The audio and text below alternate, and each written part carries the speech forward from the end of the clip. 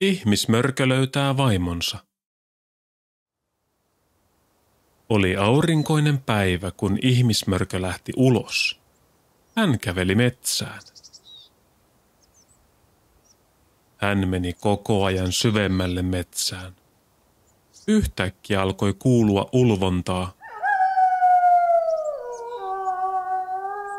Ihmismörkö näki suden tulevan.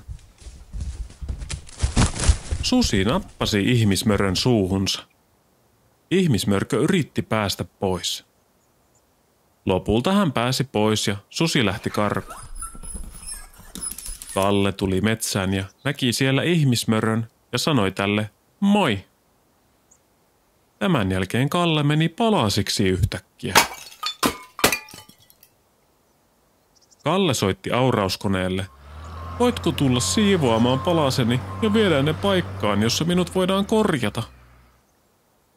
Sitten ihmismörkö ei voinut uskoa silmiään. Hän löysi vaimonsa. He halasivat toisiaan ja vielä pussasivat. Loppu.